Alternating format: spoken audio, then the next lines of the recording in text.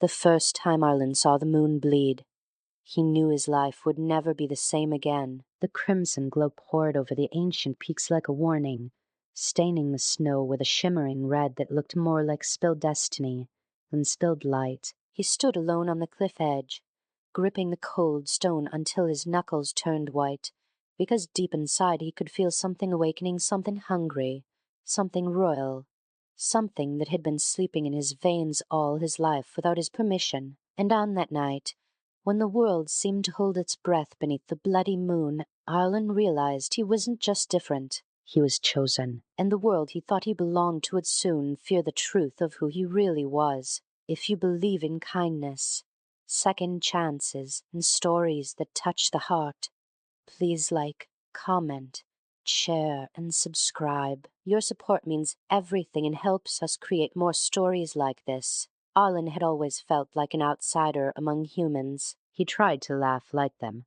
eat like them, even hurt like them, yet something inside him never aligned with the world he tried so hard to fit into. Raised in a quiet mountain village, he grew up under the watchful eyes of caretakers who treated him with warmth but with a subtle formality that never quite felt parental. He assumed they were simply old-fashioned or distant. He never imagined the truth, that they were guardians assigned to him, watching over the last surviving heir of the Nightborn dynasty, a royal bloodline of ancient vampires believed to have been wiped out a century ago in the Great Purge. For years he lived unaware, but the signs were always there in small ways, the way he healed unnaturally fast from wounds, the way he could see clearly during moonless nights, the way his heart sometimes beat too slowly and other times too fast. He ignored these oddities the way teenagers ignore strange symptoms, convincing themselves it's normal. He wanted to be human so badly that he pretended he already was.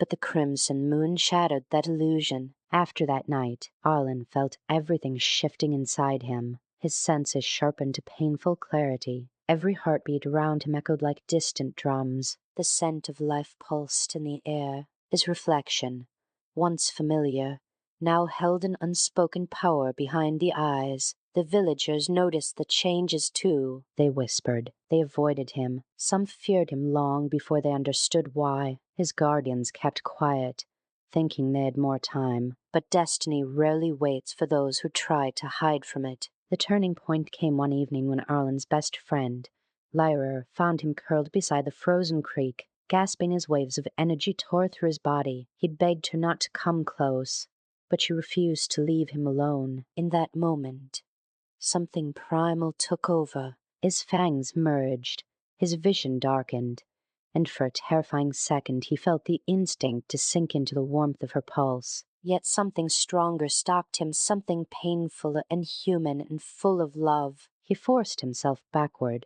clawing the icy ground to protect her. Lyra, trembling but brave, wrapped her coat around him and held him as he shook, whispering that she wasn't afraid. When he awoke the next morning, she was gone, taken. The clan hunters had seen everything. They were the same ancient order that once massacred his family, believing the Nightborn bloodline too powerful to be allowed to exist. And now, with Arlen's awakening, they saw him as a threat that must be erased before he fully transformed. But more than that, they saw Lyra as leverage proof that even a half-awakened vampire could form dangerous attachments. That day marked the beginning of Arlen's true suffering. His guardians could hide the truth no longer. They revealed everything: the war, his real parents, the prophecy, and the terrifying potential within him. He learned that he was not only the last heir, but a rare kind of vampire born with both light and darkness in his veins. A vampire capable of choosing his nature. A vampire capable of changing the fate of their kind. But destiny always comes with a price.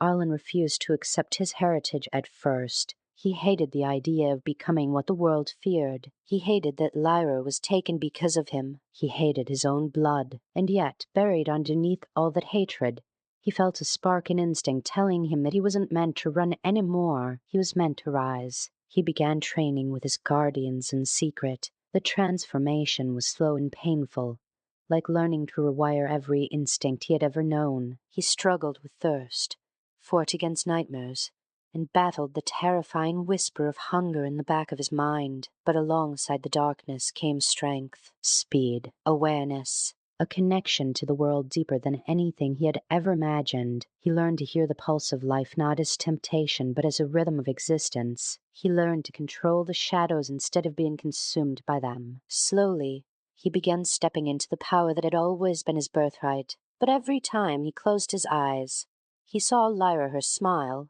her warmth, her bravery. He knew the hunters would use her as bait to lure him in. He knew this was a trap, and he knew he would walk into it anyway. When the night finally came, Arlen stood before the ruins of the abandoned citadel where the hunters held their prisoners. The moon hung above him, silver and silent, as if watching with sorrow. His heart thundered with fear, anger, and determination. He no longer felt like the confused boy who once begged the world to let him be human. He felt like the heir of a forgotten throne, a prince who had lost everything except the courage to reclaim his destiny. Inside the citadel, he faced horrors he never imagined. Captured vampires tortured for secrets, ancient sigils burning into stone walls, and human hunters wearing expressions twisted with hatred passed down for generations. They believed vampires were monsters. They believed Arlen's death would save the world. They believed Lyra would break if forced to witness his demise.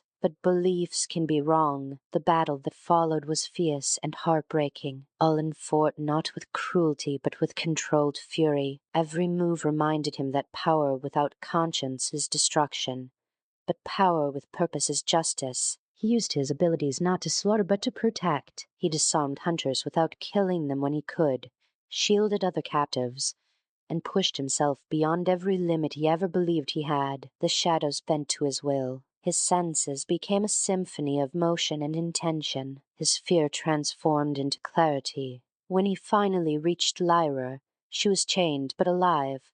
Her eyes filled with both relief and awe. Seeing her gave Arlen the final strength he needed. He faced the hunter commander, a man responsible for countless vampire deaths, including, he suspected, the death of his parents. The commander mocked him, claiming Arlen was just a boy pretending to wear a dead kingdom's crown. But as Arlen stood tall, something ancient flickered in his eyes, a reminder that royalty is not defined by thrones, but by the courage to fight for what matters. The final clash shook the hall, power against precision, light against vengeance, and when it ended, Arlen stood victorious not because he was stronger, but because he refused to let hatred guide him. He spared the commander's life, showing mercy where none had been shown to his kind before. The choice changed everything. The remaining hunters, shocked by a vampire who fought without malice, lowered their weapons. Fear gave way to uncertainty, hatred gave way to confusion, and in that confusion,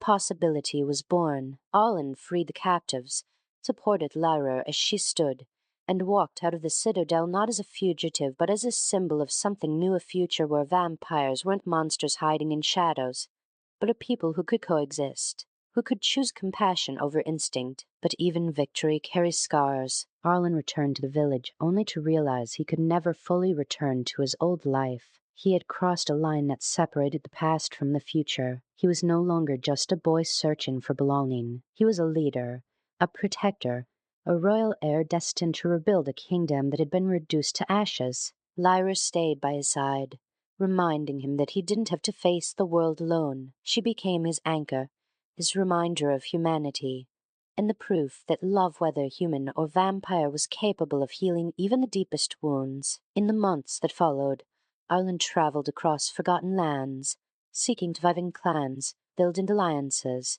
and teaching others the same truth he had learned, that even in darkness there is room for light. He became a legend among young vampires, a symbol of hope for elders who believed the ancient ways were lost forever. And though the world remained uncertain, Arlen carried his destiny with courage, determined to build peace instead of war. Yet, on quiet nights, he often stood beneath the moon, whether crimson or silver, and remembered the boy he once was, scared, confused, alone, and he felt grateful for every struggle that brought him to where he stood now. Because some stories are not about becoming a monster or a hero, they are about becoming yourself. If this story touched your heart in any way, even for a moment, Please like, comment, share, and subscribe. Your support helps us create more emotional stories for you. Before you leave, please drop a comment below. I believe in second chances. As the wind whispered through the ancient trees and the moon cast its gentle glow over the reborn lands of the Nightborn, Arlen closed his eyes and breathed deeply, feeling both the weight and the beauty of his destiny. He knew challenges would continue to come. He knew darkness would always exist, but he also knew something far greater, that as long as even one heart chose compassion over fear, the world would always have hope. And that hope, glowing softly within him, made the heir of vampire royalty smile as he stepped forward into a future he would help shape with courage, kindness, and unbreakable love.